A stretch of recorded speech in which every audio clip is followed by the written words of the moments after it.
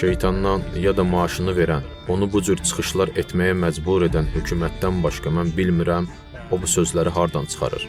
O həmçinin deyir ki, bu ailənin bizim üzərimizdə kral olması da uyğundur.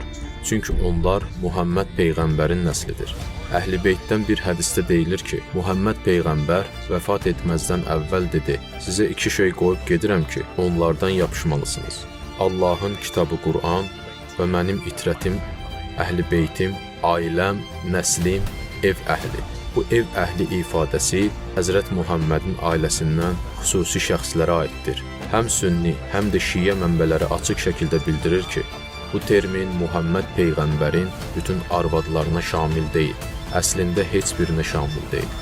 Ümmü Sələmə bunu bir hədisdə aydın şəkildə bildirib. O deyir ki, Əhl-i Beyt termini yalnız Fatimə-i Zəhra, selamullahi əleyha, İmam Həsən və İmam